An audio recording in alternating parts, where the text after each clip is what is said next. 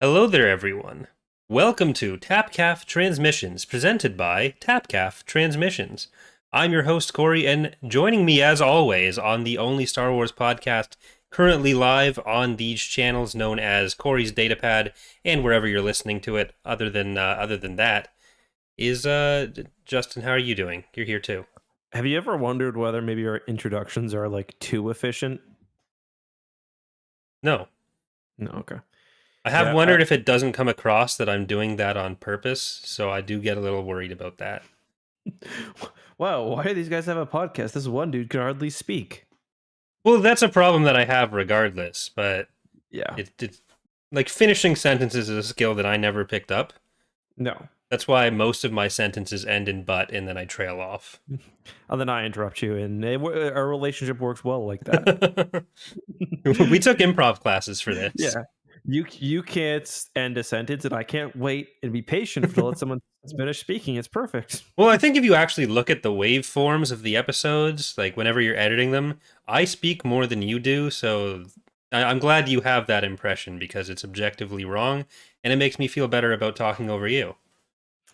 I will say I never noticed that you speak more than I do. No, I'd never actually noticed that, but Maybe I'm not maybe I'm surprised. just like primed to think that I am.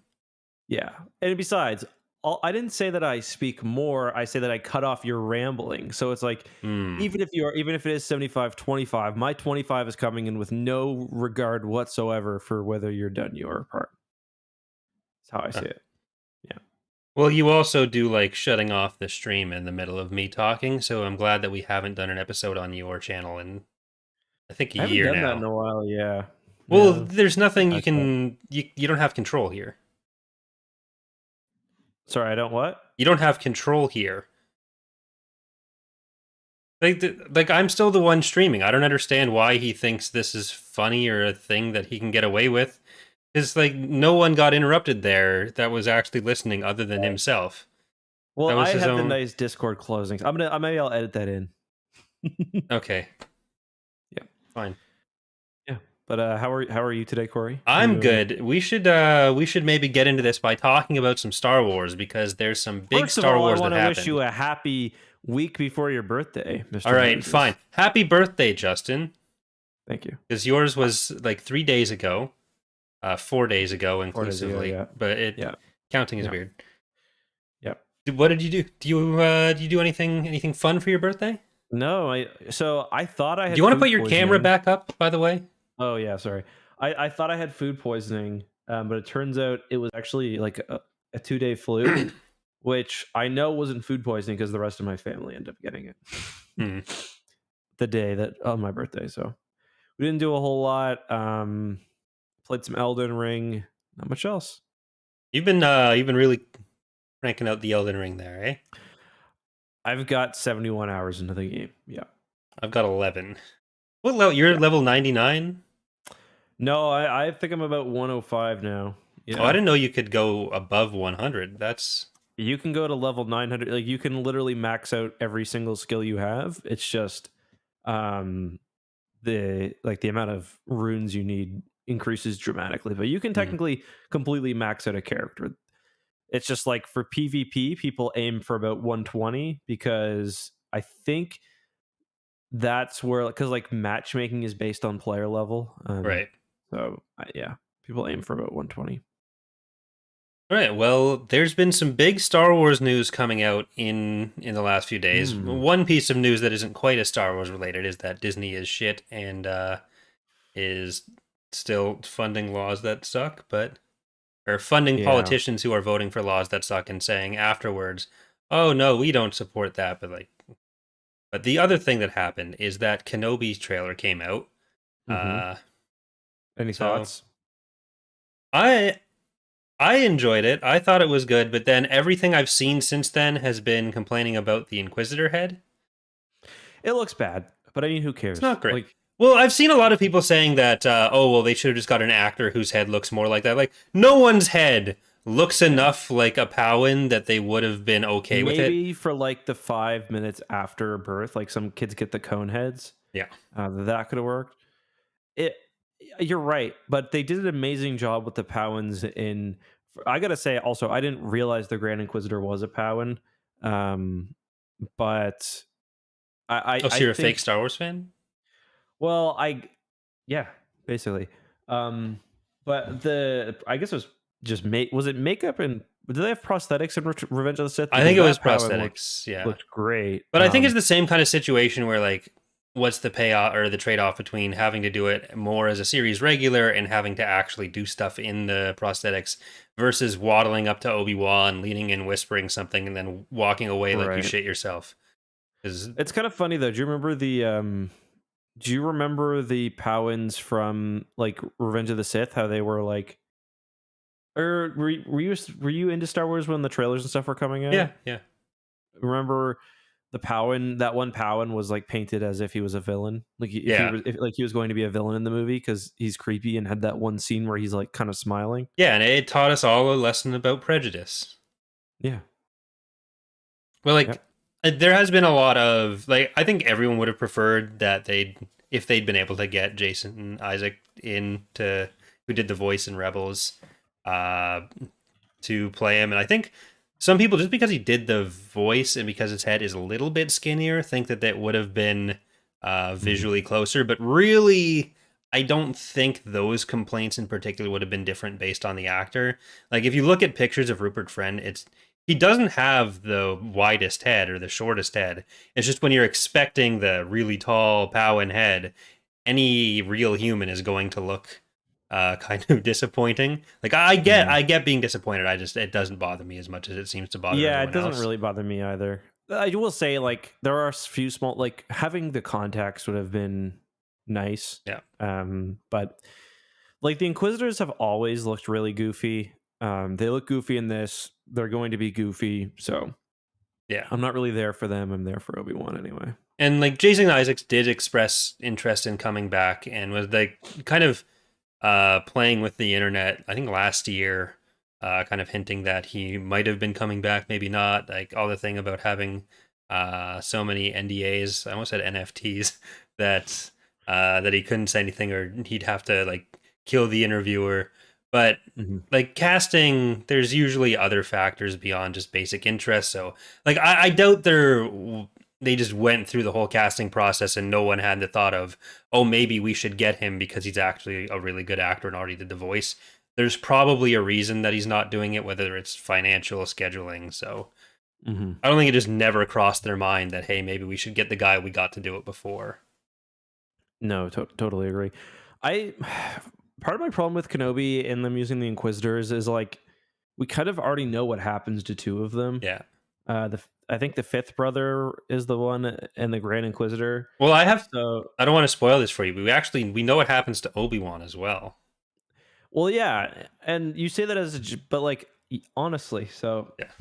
it's going to be interesting to see how they tell a compelling story. Where, I mean, obviously they were dealing with that throughout the prequels as well to a degree, but yeah. I actually coming out of the trailer, I feel better about why the series exists than I did going in. Because they seem to be setting it up as uh Live action Jedi Fallen Order. well the plot being more about Obi-Wan kind of getting some level of hope back, Mm-hmm. and Yeah. it's like he's just lost everything, and now we'll see him like looking over Luke and see how he becomes the crazy old Mm-hmm. wizard. Were you surprised they showed Luke like already in the trailer? A little bit, yeah, because Yeah, I me thought that too. would be more of a reveal because they I don't think they want to give away all the effects of their de-aging technology, which I thought looked fantastic. Hmm.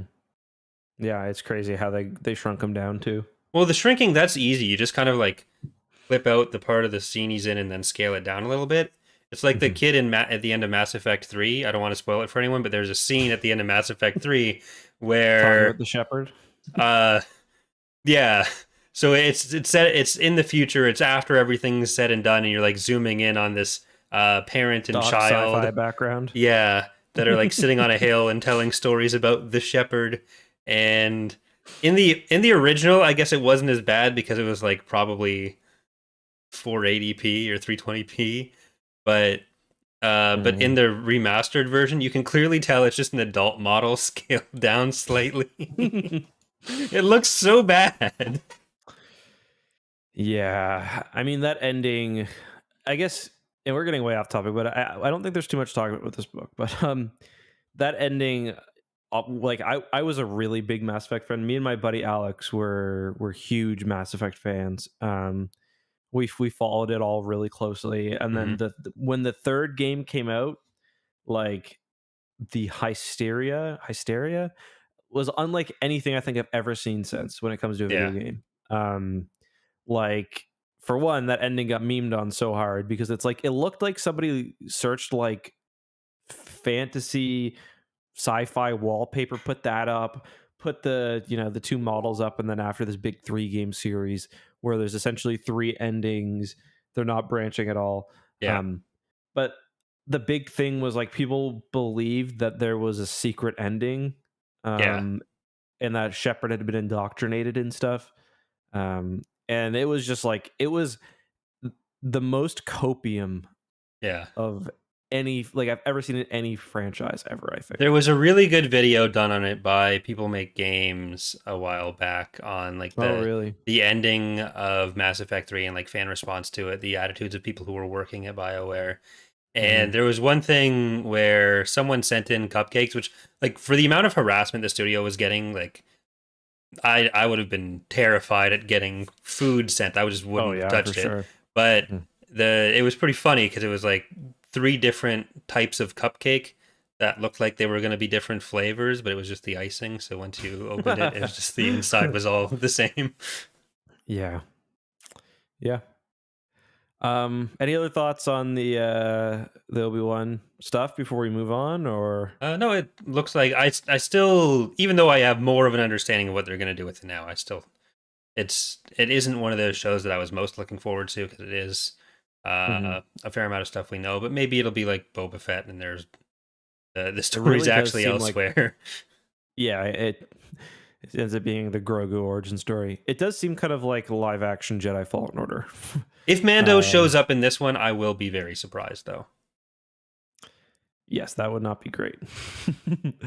um, but yeah, let's talk about the book. The book, So, what's this book called? Survivor's Quest. We're Survivor's reading. Quest, Outbound Flight Sur- prequel, post school. yeah, yeah. Actually, it's kind of funny when I googled this. When I googled the book, the Wikipedia novel calls it, or sorry, the regular Wikipedia, not Wikipedia, calls it a sequel to Vision of the Future, which I don't think is true. I don't think it's a sequel to Vision of the Future. I don't consider it to be a sequel. I can see calling it that, but I can see calling it that like informally, but yeah. for like an encyclopedia, I think factually it's not accurate. Well, is the Hand of Thrawn duology a sequel to the Thrawn trilogy? No, No. Okay. no, no, I Okay. don't think so. Um, I was disappointed in this book. I'm not going to lie. Okay. I'm just gonna say it straight up. This book had the one thing, a lot of one thing, and it's the thing that I am not a huge fan of generally in Star Wars novels, and that is action. Which it Right. sounds weird. These are sci-fi books, like you would expect action to be, um, a big thing in it. But I honestly find the way, like, especially when it's running through corridors nonstop, it ends up just being like kind of not incomprehensible, just like it just doesn't read very well, and it's not very exciting. I find, especially when it's Luke and Mara, you know they're going to be okay. Yeah. Um, and this was, I think, the vast majority of this book was just them fighting against the Vagari on the ship. Maybe not the vast majority, but certainly a lot of it. I'd say the second half of it is, and the second Hmm. half definitely felt weaker to me, partially because of that. But I did enjoy like the setup in the first half, Hmm. where the where it's about like, oh, why are we on this mission? What are we doing? Who are all these people with us?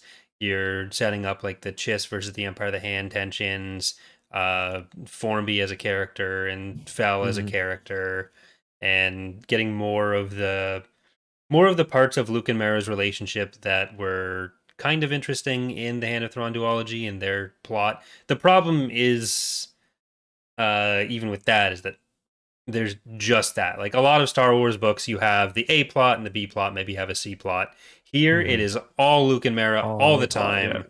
time. You get some other characters at the start when it's like, we're gonna But send like them off into generally, they're the all in the yeah, same room usually. Like it's, I guess my problem was there's the outbound flight has room for so much mystery. You know what I mean? yeah, And this book just didn't have it. Like I was expecting there to be more hints about what was actually going on with the outbound flight, like the stuff that the actual novel deals with, like what like the idea of there being an expedition beyond the galaxy which is mysteriously stopped is a very interesting idea, but one this novel almost never plays with. Like yeah, most like the fact that the ship was destroyed by Thrawn isn't really brought up other than, well, Thrawn must have had a good reason to do it. yeah. um And keep in and mind, for anyone who hasn't read this, this was written after, or this was written right. before Outbound Flight itself. So there's another book that goes over all that stuff, but Hmm. this is like introduced on its own.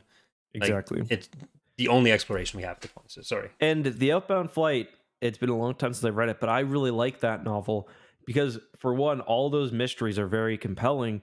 And this book has a lot of really interesting stuff to play with, especially given the fact that this wasn't released in the late 90s like the Thrawn duology. This was released in 2004. So you could have made sort of passing references to a more specific outside threat. You could have hinted at the Yuuzhan Vong. They do hint at them a little bit, saying that the Vagari may be working for them.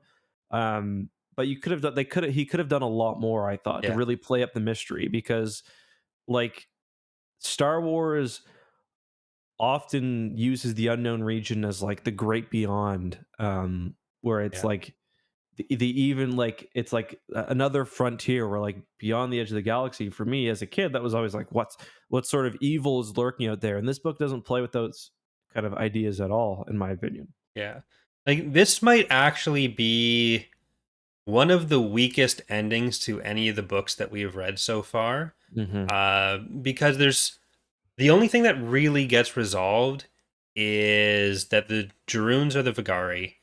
Hmm. And well, maybe we should lay out the overall plot first, do a quick Yeah, summary. sure. Uh, so Luke and Mara get contacted by Formby, who was, or by Park rather, who was the Empire of the Hand leader they met in the Hand of Thrawn duology. They're called out to the unknown regions, and they go on an expedition with the Chiss into a Chiss defensive uh, system kind of thing. It's a bunch of stars. It's a really dense star cluster, but Hmm. this is where the Chiss have found the remains of the Outbound Flight project, which is just explained is an old Republic project to leave the galaxy. It's 6 dreadnoughts organized around a core. Thrawn had destroyed it like 60 years earlier, and now Formby allegedly wants the New Republic to be able to come back, claim it for the Jedi and the New Republic because it was a joint Jedi and Republic project, and hijinks ensue because the Vagari Hmm. are there and they have to fight off the Vagari. But the Vagari are the only part of the plot that really does get resolved. Like Hmm. they're all killed off, and they manage to fly one of the dreadnoughts away, which I completely forgot. Yeah, me too. But nothing. It's symbolically it makes a lot of sense because it symbolizes the plot entirely leaving behind all the characters and mysteries they've set up on Yeah, Outbound Flight. it was that part was really weird too because, for one, it's not super clear what's happening. I was also wondering where the hell is Luke's lightsaber because he throws it away and then he's like, "Well, it is what it is." And then he's willing to give away the other lightsaber he's got to because he finds another lightsaber that ends up being pretty important or could have been important had he not found his own. And he's like, "Do you want this back?" Like, what was his plan? He's gonna go and like chucking fists if he didn't find his lightsaber. But but yeah, that whole section was really weird too because I was like, I don't quite understand how they're leaving. Okay, they got the dreadnought. Like, why is no one chasing them? Like, what's going on with the ship they're on? Like, what's going on with Mara's freighter or Mara's ship? Um, but yeah, definitely weird. Like, this isn't a very consequential novel, which ends up No. being disappointing. I know it's compared. I read on, I think, in either an interview or one of the wiki pages that it's basically the Luke and Leia version, or sorry, Luke and Mara version of Tatooine Ghost, which is a Han and Leia story about them going to Tatooine.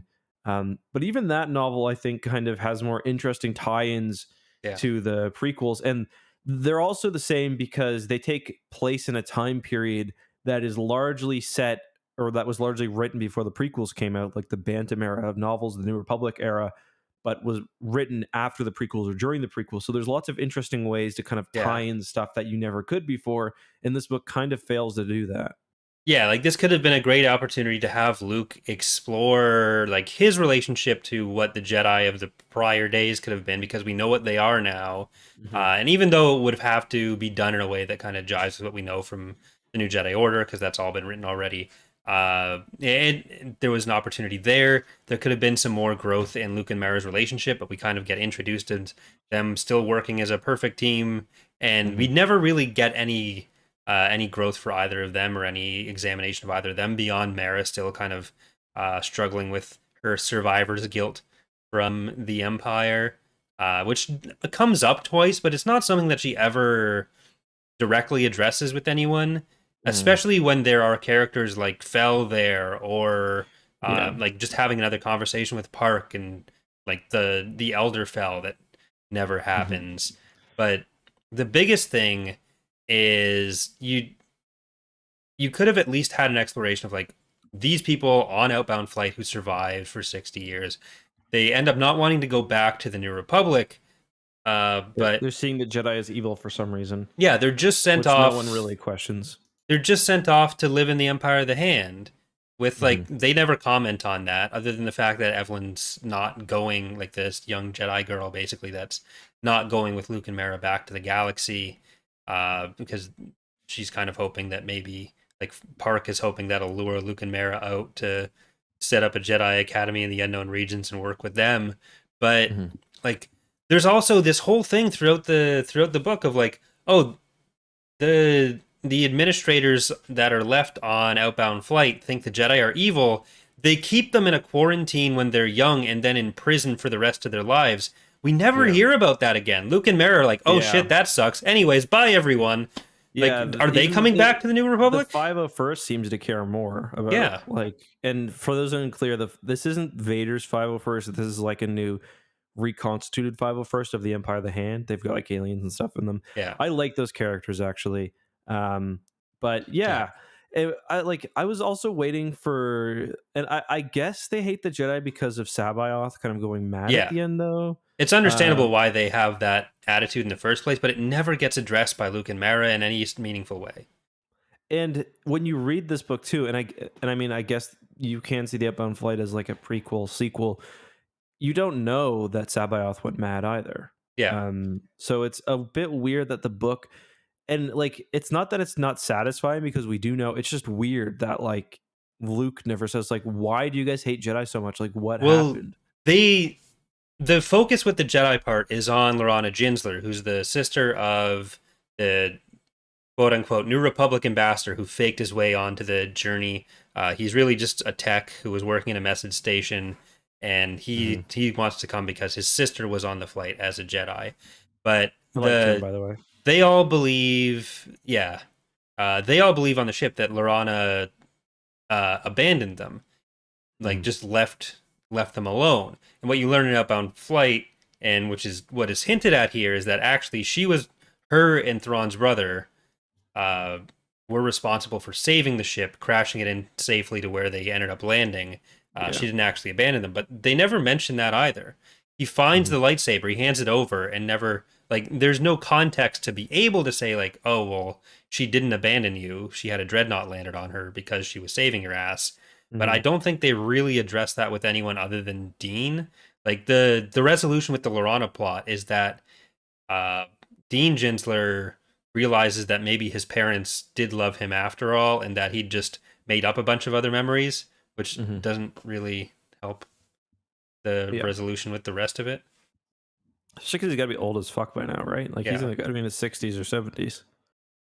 Yeah, like, I guess you're supposed to take the extrapolation of like he invented his problems with her, so everyone else did as well. But Hmm. Yeah, it was just weird. Yeah, I I don't know. It just weird. it's also unclear why the Vagari were going there. Like that they wanted the dreadnought, is I guess what it comes down to. But Yeah, well, and that was another weird part. So there's a few things the Vigari want. Mara thinks that they've come for the droids because there aren't really droids in the unknown region. mhm, I'm not necessarily convinced that the Vigari, who are like a nomadic slaving race, would have had the means to, based on finding a droideka to produce yeah, any meaningful amount. Um, Even like the one dreadnought, like it's gone to shit. It's got no weapons left. Um, yeah, I don't know. It's just not super compelling, and neither also the Chisses. So it turns out that the Chiss kind of realized that the Vigari, like what was going on, yeah. and well, at least one Chiss did. It was Formy, right, who realized it. Formby. So this is one of the places where it almost feels like Zan was tripping over himself to get to this plot point, and so forgot everything else that was happening in the book. Mhm, But it turns out this whole expedition was engineered by Formby in cooperation with Park from the get go to draw out the Vigari and trick them into mhm, attacking the Chiss, so the Chiss would be able to go and wipe out the Vigari. And Luke and Mara at the end are like, okay, this seems very Thrawny, and this turns out to be pretty much what Thrawn was doing with other people in the past. So mhm. the heavy implication at the end of the book is that there is in fact another Thrawn clone out there cooperating with the Empire of the Hand and the Chiss, at least through Formby in some way. And it seems like Zan wanted to get to that reveal in the last page so much that Mhm. he kind of just didn't want to address anything else. And that's interesting, I guess. But my problem with it is the way Formby describes it is that their main issue is he needs the provocation, Yeah, like because of Chiss military doctrine prevents first strikes. The Empire of the Hand doesn't have that issue though. yeah, Um, so unless it's supposed to be the Empire of the Hand didn't know where the Vigari were at all, which doesn't seem likely, and even if that was the case, they could have just like stayed and let them expose themselves and then destroyed the ship before everything goes down. So like the Empire of the Hands not it doesn't need to adhere to the same naval doctrine yeah. as the Chiss.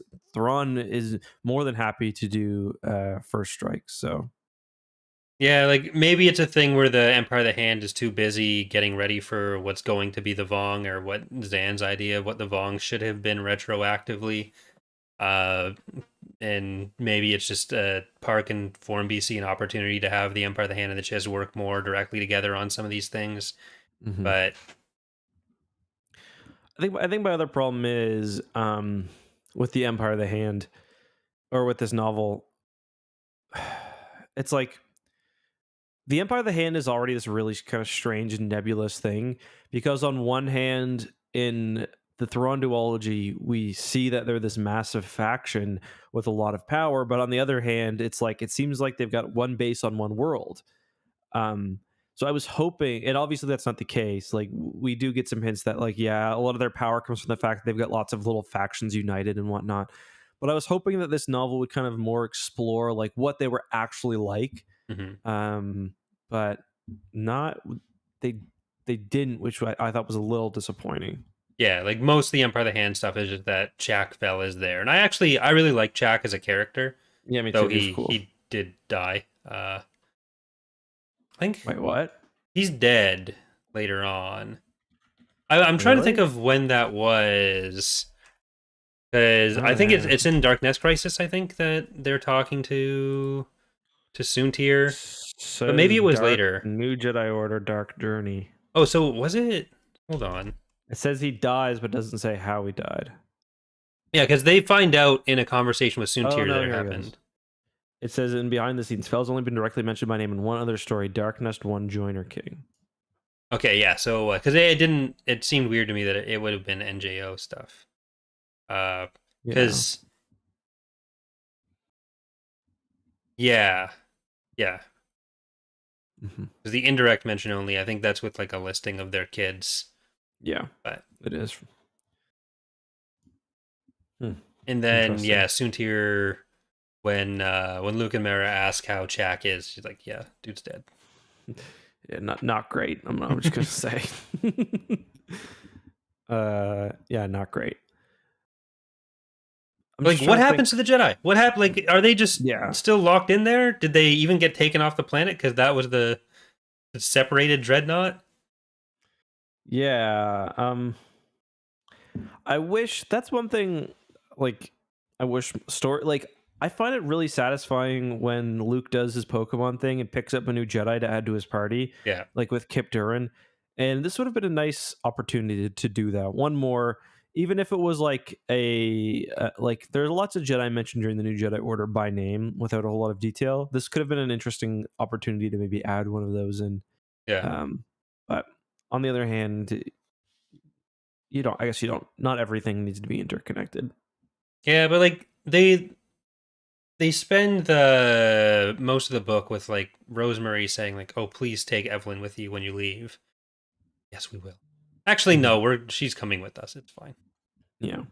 We're still going with this colony that still hates Jedi. You also are not taking the ones that we've imprisoned for however long. We're not going to address them. You're not going to see them. Like I was like, I kind of forgot about that element of it, and now I know why I forgot about it. But I was going through the whole thing like, oh, I can't wait for this part where Luke and Mara get to one of these Force users and see what's going on there. Like I'm curious what's happening with that or how that gets resolved, and it doesn't. Fuck them kids. Luke Skywalker, 22 ABY. Yeah, pretty much. Yeah. Yeah. It's also weird that they'd have a problem with the Republic and then agree to go to the Empire of the Hand, which is like at least partially an outgrowth of the Yeah. Blueskins, who they hate, and the Empire, Mhm. who was the part of the Republic that they hated. Did you watch Sean's video on Harry Potter? I did. A lot of Mara's thinking kind of reminded me of his, I think, rightful criticisms of J.K. Rowling, Yeah. where it's like, it's not fascist empires that are bad, it's Just fascist empires Palpatine. led by bad people. Yeah. Like, um, and that was like one thing that Mara's kind of bring up a lot, and we don't really end up getting that resolved. Like, we don't, and that's something that's kind of maybe one issue of the like post NJO, or even really post kind of original empire conflicts generally, that we do get the good empire. Yeah. And Like, I don't think it's something that doesn't get resolved. I think the resolution is that. Like, I think that might just be Zan's position himself of like, Palpatine's the problem, not necessarily the Empire. The Empire could bring order. Mhm. Which that part has never made sense to me from either perspective because like we had all this order until those rebels came along. Like, how's the Empire going to stop all this squabbling if you're not counting the squabbling of the rebellion as being Mhm. a thing they couldn't stop? But Yeah. So I don't know. That's I'm kind of curious to see. I'm glad that new canon hasn't done that. Like, we get a little bit about like I think I forget what they call them. It's like centrists, and where it's like a strong centralized power, and then there's, I forget what the other faction's called. This is from Bloodline, and it turns out that like a lot of the centrists end up being fascists, and like yeah, they don't even really want a good empire. They just want like what ends up being the first order. They just want empire generally. yeah. So I'll be curious to see like how new canon deals with that, especially once we start getting stuff in like, because they've got a kind of interesting opportunity where I don't know if they're going to make a new Republic, or just called, I think they'll probably just end up calling it the Republic actually. Yeah. But we'll have kind of a fresh political state, so I kind of wonder how they're going to manage this conversation. And we're gonna have kind of a probably a similar discussion, at least partially, on what exactly is the political message that Zan is trying to make in Outbound Flight. Because Hmm. he's said explicitly it's about the Iraq War. And so there's the people who don't want to attack no matter what that are being put in the bad light of like the Chiss ascendancy and how they operate, and then Thrawn doing what's necessary with the invasion and attack on the Vagari and on the on Hmm. outbound flights. I was like, I'm not sure your take here was great, but And like, this is not me projecting something onto it. This is something that he said in an interview, that like, you can talk about the Iraq, you can talk about war with Star Wars and Thrawn without ever having to say the words Iraq War and all the emotions that come with that. Mhm. So like, that is a him thing. Yeah. Yeah. Don't know. Like, there's not a pretty answer to some of these issues. Put simply. Yeah. Yeah. I Yeah. don't know. Yeah. How about them Jeroens though? I couldn't remember what the Vigari looked like. I assume that was like that they were them, but I couldn't remember if they had two Yeah. mouths or not. Yeah, and this would have been like for anyone reading the book the first time, this would have been like the Yeah. first time it was introduced, so it's easy for the reader to not see it. I don't know why the Vigari thought they could get away with it. Because like the Chiss did know the whole time this is what a Vigari was. And especially when Mhm. it gets set up as them being like this ancestral like historical enemy of the Chiss, not just from the fight with Thrawn in the outbound flight, but like a threat that they have dealt with in a few times or had just around them, a species that has been in their region pretty much forever. Mhm. And Formby's like, oh yeah, we knew this Mhm. from yeah. Oh, okay. Yeah. I kind of like the idea of like I think for a species like the Vigari or even like the Grisk, which are kind of the canon version of the Vigari. I don't know if the Vigari are also canon, but the They Grisk are. are a similar idea. I think almost like a slave or collective Yeah. works well for that reason. Kind of like the from the High Republic, the Nihil, um because when a lot of their like especially for the Grisk, who like their big thing is like they infiltrate um like organizations Yeah. and like, but if your species is known for infiltrating organization and you're hosting a job fair and a Grisk shows up, it's like maybe don't hire him. Racist, but it's like the republic, the republic sentient rights legislation doesn't allow uh hiring decisions based on whether a species is known for scheming. It's the only Okay, reason this is where we get back to Sean's video though, where like sure the fact yes. that it ends up being true at the end because they all have to be written that way.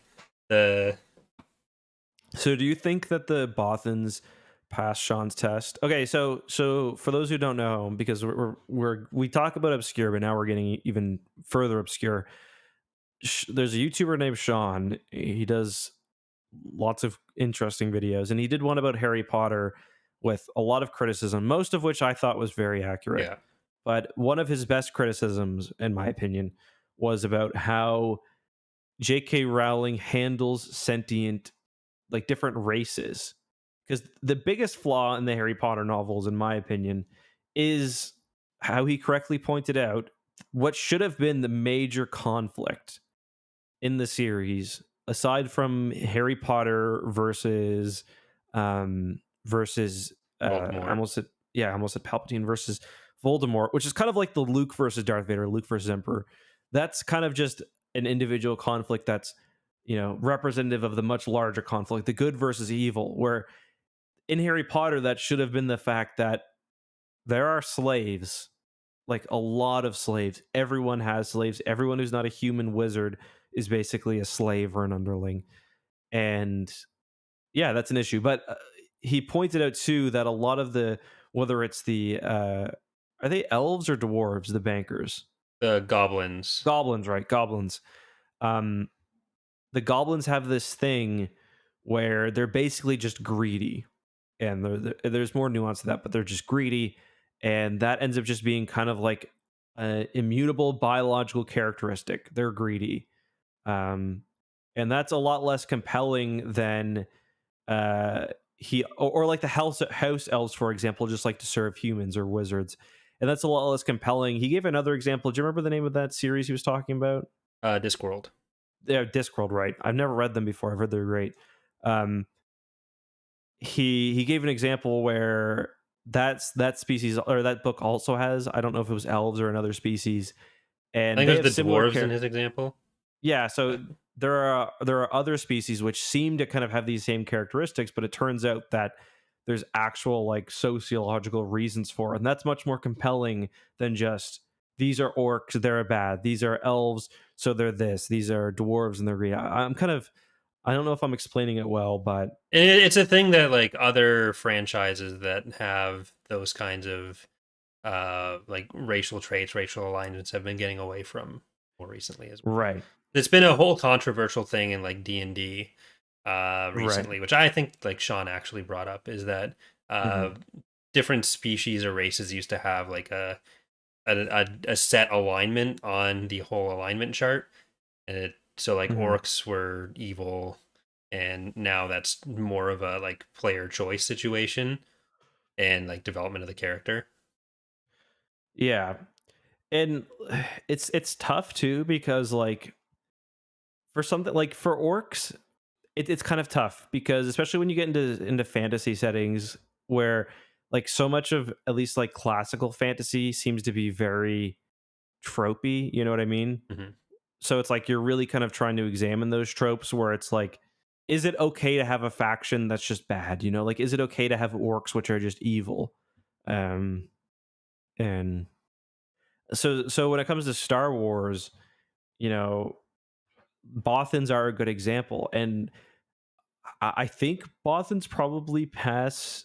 But the problem is too, we don't we learned that Bothans are like this because this is kind of how their society is formed. To And we my get a knowledge, at Seer least, Sela who goes in and like we get counter examples of people who yes, are uh proving that that's not in just some like innate Bothan yes. trait, that it's like society is set up that way. There's issues with their society the same way there's issues Hmm. with everyone else. But Bothans can go through the entire spectrum of Yes. what we'd consider behavior or culture or whatever. The same way humans just naturally we assume like, oh, they can be of whatever alignment or whatever Yeah. ideology. I think ideally, like if you were really going to be perfect about it, you would show why the Bothan society got that way. Because if you don't, you kind of risk the Bothans are just X because Yeah. like their society is set up this way because they are this way, you know what I mean? Hmm. Like Bothans are backstabby because their society is like this, but if you don't, you know, explain why the society is like this, you kind of just like, you know. And Die Ghostfish says not every story will have the time to explain why a species acts a certain way. There was a 1,200-page Yeah, duology that's about why Bothans suck, where they could have gone into exactly. at least one paragraph where a character wasn't just saying, fuck the Bothans, they're making this so hard Yeah, on themselves, and because they're yeah, just shitty exactly. like that. And Like, you're like not going to get that with everyone, but, like, you had 1,200 pages to do that. right. And like a counter example would be the Nogri, who like the Nogri could have very easily just been these are evil hunters who like to kill people, but they've got a very interesting backstory where their planet was basically fucked over and they've been tricked and everything else. I. And like, Go ahead. sorry, go ahead. No, go ahead. I don't know that the no green nested, like, they work on the whole good versus evil thing, but they also kind of fit into the uh almost a house elf mold of like, oh, they just want to serve someone and they're happy being these kind of. Yeah, that's. I And mean, anyone who like it like any Nogri who doesn't fit into that, who wouldn't be like falling over themselves to serve Vader and then Leia, isn't mhm. because like they'd be just because they're weird. Like that's just not how. That I think that's probably fair. I guess I was referring more to their. I wasn't really thinking of that those characters. I was thinking more of like their motivations for being evil, for being evil Yeah. rather than. But yeah, and it's like in Star Wars, like listen, this is Star Wars. Like that, if somebody wanted to make Bothans more interesting, they could have. All you have to Um, do in the context of Hand of Thrawn duology, you have to change absolutely nothing other than having the operative within Talon Card's organization that works with Wedge on Bothwai be a Bothan instead. yeah, yeah, exactly. Or in like you can and just like this isn't just like it's not a social justice thing either. It's just species are more interesting if they're not just this is the greedy species. or this is the species that likes to backstab each other.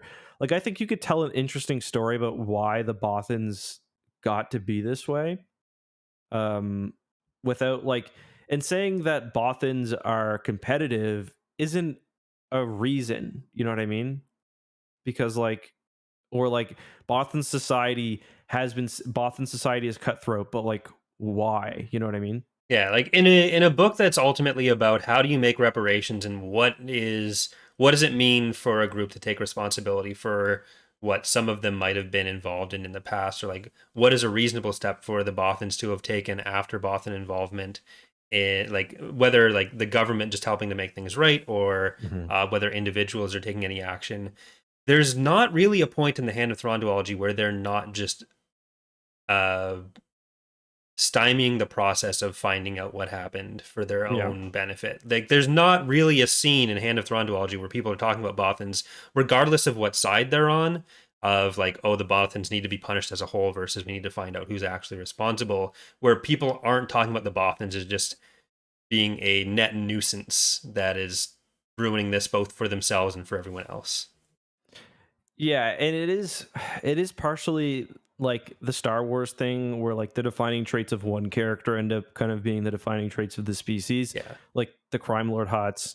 Um I mean, it's not quite true with Bothans because Borskvalia was kind of developed like like when Borskvalia is introduced in Heir to the Empire, he's not held out as being weird for a Bothan, you know what I mean? Yeah. But Well, he's shown as being this kind of new breed of republic politician, now that they're mm, not in the middle of the war, that sees as much benefit to themselves from opposing someone like Akbar rather than working together against their common enemy, and like making themselves easy prey for Thrawn's machinations. But then the entire Bothan species ends up being based on like Laren Crefay and Borsk mhm.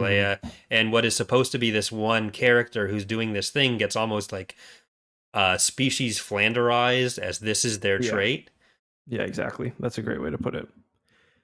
which And the ironically Thrawn Fele kind duology of is, goes away from it at the end where he blows himself up to save everyone. But yeah, and the Thrawn duology is probably like the ultimate example of that in a way, yeah, where it's like it where it is examining the Bothans as a whole, and they are as Phalia was, but worse, really. yeah, Because like the Bothan, like their guilt in this is like, for one, not only did they do this thing, they've known about it, they've lied about it, and they've lied about a million other things along the way, and they don't have a lot of remorse for it. yeah. And we do get a Seer Sela who kind of goes against this entrenched Bothan leadership Mhm. situation, but she just kind of gets disappeared off page, like, oh, she's doing stuff about that. And then that's what you kind of get with it.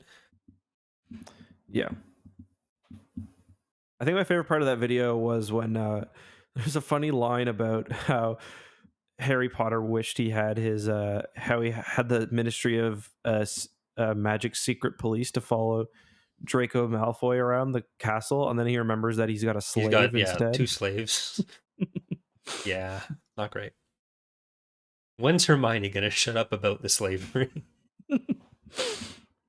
That was my big problem because I reread, as we discussed, I reread Harry Potter um last year, and I really liked the first four books because I, as like whimsical childlike fantasy, but it really fell apart with like the 5 to 7. Yeah, And I thought I think his point at the end where like the final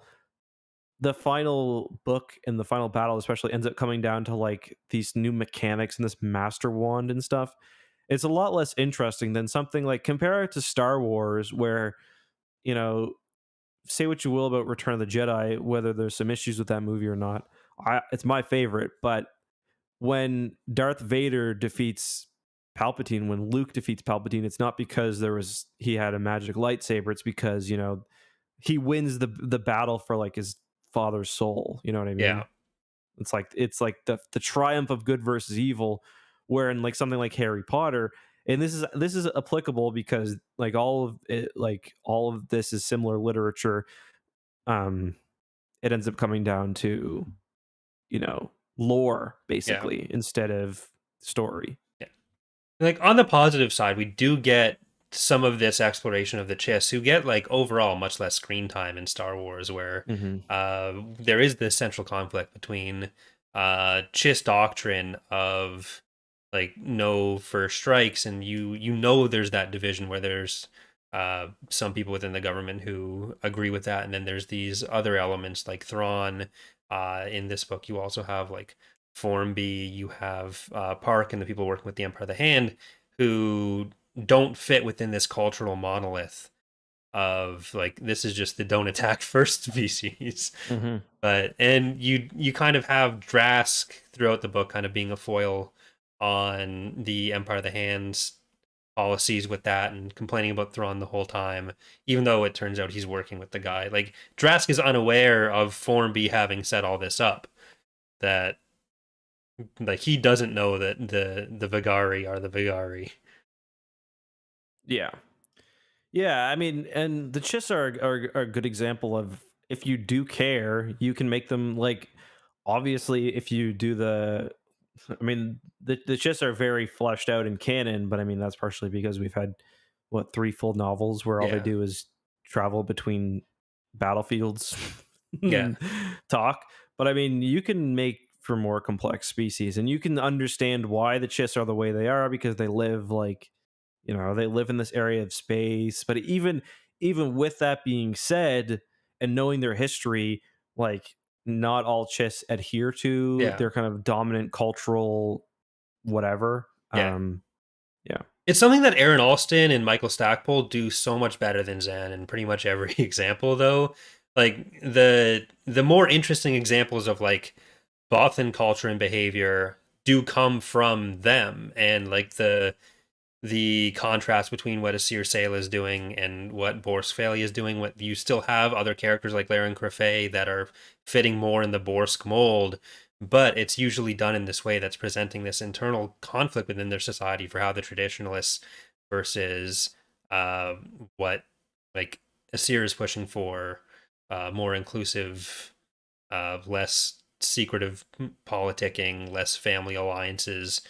Uh, like that's all coming more from them, and they're able to have characters like Oral and Asir, like a pretty decent variety of species where you get some elements that are like, okay, this species is kind of like this, but this is also a way that that can be uh, inverted or played against, or you can see where this kind of comes from, but isn't necessarily an inherent trait to who they are. That Hmm. like you could act differently if you weren't in that specific situation. Hmm. Yeah. Well said, I think. Um, any other main discussion points for this book that you wanted to hit? Uh, no, did I do I really did enjoy the first half of this book, and it does it the lack of resolution to a lot of the plots is really where my big problem with it comes in. Like there's just so much there that would have been interesting to get the answer to that we just kind of don't because we get some drawn out action sequences. Hmm. And so I definitely agree with you there. And I probably wouldn't even have thought about putting that together if you hadn't said that off the start. Because I've been thinking of like what is leaving me unsatisfied about this book coming out of it, but I think you mentioning that kind of put me Hmm. on the right track. I think part of the disappointment too is that for one, I'm glad this book exists. Like, if it were this, like, I like that there are smaller scale stories like this. I've got no problem with that at all. I like that there's a Luke and Mara story that's overall not super consequential. Yeah. And there's a little hint. Did you okay? Before I continue with this plot or this discussion thread, do you think that are the Vigari working for the Vong at this point? Were you expecting a Vong reference in this, like, at all versus what we got? I wasn't expecting a more direct reference. I don't know if it was meant to be that the Vigari were working for the Vong. Yeah, maybe not. I think it was more just like this is another threat that's in the region that needs to go before we can be ready for the Vong and Hmm. that but Yeah, there's just one line where someone mentions that maybe the Vigari are working for one of the yeah. or in service. But anyway, as I was saying, I'm glad that these less consequential stories exist, but it's disappointing because, for one, it's a subject matter that is like it's a very unique opportunity to go back in the Bantam era and tell an interesting story before everything changes. For two, it's Timothy Zahn, so you already have fairly high expectations, or at least I do. Um, for three, it's Luke and Mara. We don't get that many Luke and Mara stories, and I guess that's mostly it. Yeah. Yeah, pre-invasion. Oh, and for four, it's the Empire of the Hand, which sort of get dropped in a way. Um, and with all those being said, the story that we end up getting, because of its potential, for me, ends up being a lot more disappointing than it would be if this were, Luke and Han on this adventure, Yeah. in 14 ABY or whatever. Yeah, I think part of the issue with like the Vigario, do they connect with the Vong, is that Zan did have seemingly a different idea of what the invasion arc could have ended up looking like. Mm-hmm. Like, which is understandable when he's writing the Hand of Thrawn duology before the Yuuzhan Vong actually starts, before it's properly planned out. But now in Survivor's Quest, rather than try to like adapt some of what his assumptions were, he does seem to just want to keep going in whatever direction he had planned, like whatever he had come to, which it would be the first time that Zan has done that. So, but like, I still did enjoy the book. I really wish the ending had addressed some of what the book had set up, aside from just, oh, we've killed the Vigari, who we didn't even know were a problem at the start. Yeah. But Yeah. and we don't even really resolve the Vigari. It's just like, oh, we know where they are now. They point them in the direction. You can assume they get dealt with off screen, but even that, They get Cyruked. yeah. Um, So where are you yeah, putting this? I'm putting this as a C. I liked it. I enjoyed it, but because it did end up disappointing me, it's getting knocked down from a B, which for me would be like average, just getting knocked down to a C. Yeah, like I basically enjoyed all the moments in the moment. It's just the lack of getting to those resolutions to hold it back. I might have to go with you on C there, Okay. which I think is our lowest rank for, like, I think all the Ascendancy books we've also put at B or higher, or did you put any of them at C or D? I may have put one of them at C. Okay. Not sure. But this is definitely our lowest average, because I think all of mine were a little bit higher at least. Yeah. For Zan. So I was expecting, because I think I've read this one ages ago, but I didn't remember very much of it. And I was expecting, even though I know the answer to the mysteries, that's another thing. I was expecting there to be some really compelling hooks in there, like some hints at what's Yeah. out there, or like who are these? Because Zahn, that's especially frustrating now because it's two books where he's alluded to this big dark force or this big enemy, and instead of like Mara calling Park and like, can we get a little more, like a few more details at least? It's Yeah. just like, eh.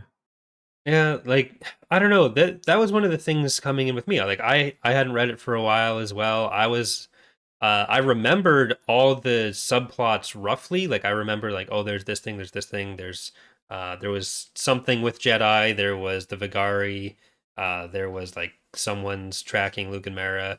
So I was like, oh, I don't remember how they resolve, so that's great because I can come in and I can still get whatever fun from the mysteries, but then the reason I don't remember is because they didn't. So Yeah, almost no mystery. Very, very strange. Especially if you want to sell the outbound flight, like just from a practical perspective. Like, if you want to sell the outbound flight, like, because that book ends up answering a lot of questions that you don't have yet. Like, yeah, like if you answer, like even just like Thrawn had a reason for doing this that was like not just killing Jedi, way darker than Like, okay, like I'm in. Like, sounds interesting. the answer turns out to be Palpatine told him to. Well, Palpatine tells him about the Vong, doesn't he? Yeah. So but one of the weaknesses with that whole argument is that the Vong are coming anyways, and I mean, doesn't he mentions it outright in the outbound flight, doesn't he? Doesn't he say, that there are these invaders coming, and if they leave the galaxy, you're going to you're going to draw them to us, and I don't think the logic there necessarily tracks. It doesn't hold up No. to too much scrutiny. So it ultimately turns into the justification for Thrawn doing what he did is listening to the guy whose judgment the rest of the galaxy is kind of soured on. Yeah. But we got a few questions for this week. Next week we are going to be doing a pure Q&A episode looking back at the first 99 episodes of Tapcaf, the first 50 or so books, the Bantam era, and kind of talking about the going from Bantam to Del Rey. So we've got 2 emails for this week. And then after that, for episode 100, we do have Ilkin locked in for the 24th to talk about Vector Prime. So, our first question, Justin, comes from Christopher, who asked, what role or storylines do you think Mara would have played or taken part in Young Jedi Knights had her marriage to Luke been done before the books and Mara That's a had good been a question. regular character as Jason and Jaina's aunt? It's a really good question, actually. That was one that I found myself thinking about while reading as well. So I'm surprised it's not come up yet. Um, I I think we may have seen Mara kind of a stand-in as like a mission giver Yeah, for Luke occasionally, where like um, she shows up at the like. I don't think she would have been used in a very like a really compelling way. Other than that, she's a little outside the kind of cult like of the Jedi, yeah, especially at this point. I'm actually not especially at this point. Earlier on, especially, but even still, like she could kind of be like a foil for not a foil, but she could kind of be a cool adult for the kids yeah, to bounce Jedi problems off of. Where like Luke doesn't understand because Luke's basically he's cool, but he's still kind of a monk. He's a little far into it. yeah. Where like Mara's been not a monk for a long time, so she's like, yeah, this stuff is harder than Luke realizes because he's gifted and he doesn't get it.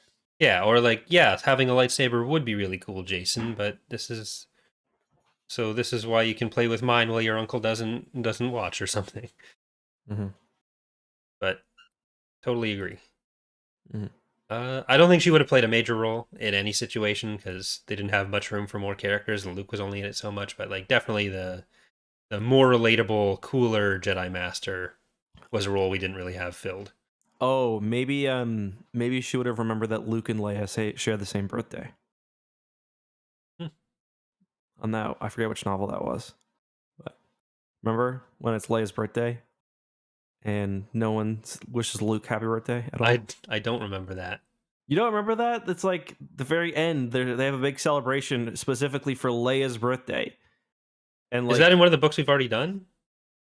yeah, one of the Young Jedi Knights books. You don't remember that? No. It's Leia's birthday, and they're Oh, like did I throwing a think big yeah? Did we party for talk? her. Yeah, we talked about. Yeah, they're throwing a big party for her, and like Luke's wishing her happy birthday. Like, Look, you guys are fucking twins.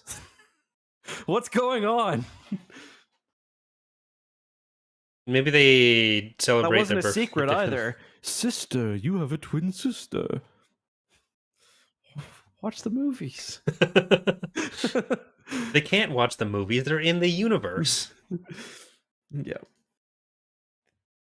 All right, so our second question for the week comes from Joel, who asks, how does Survivor's Quest feel being a post-Endor story taking place before the New Jedi Order, but written after more or less the prequels had been in full swing? Would you have liked to see more early post-Endor material that was from an out-of-universe perspective post-prequels, so that in the post-Endor era it lined up more with what the prequels were talking about from an in-universe lore perspective? Hope this question wasn't too confusing. So It was, but we get it. any more pre-NJO stories written after the prequels? Yeah, that would have been nice because the way it ends up being handled is kind of clunky, in my Yeah. opinion. Where Luke basically gets info dumped in it's Swarm War, right? He gets info dumped because he accesses R2D2's fucking memory cores. Actually, I think is it? Yeah, it's in. Yeah, yeah, And that ends up being a little messy, and it's a bit weird because it's just so different than the Bantam stuff. yeah. But like I mentioned, we also see a lot of it in it's ends up being a little bit messy because I find a lot of the times they go too far, and from what I remember from Tatooine Ghost, that's one example where they do go a little too far, where it's like it's Kitster's in it for some reason. Yeah. It's like, we know Kitster exists, so let's throw him in this. You know what I mean? Yeah. Where like I do think this book threatened to do something interesting with the discussion of Jedi marriage, but then it just drops that idea completely. Yeah, and like there's a bit of that in Hand of Thrawn as well, where like we find out Luke has known all along about the romantic angle to the no attachment or like giving up your attachments that Yoda had talked about. Like in the movies, we get don't put your attachments above what you're trying to accomplish here. Like, yes, you may lose your friends, but they're fighting for something. You're fighting for something. But in the prequels, that goes a lot farther, and then we find out that Yoda had in fact told Luke no boning, despite all these books written on a premise of Luke wants to bone.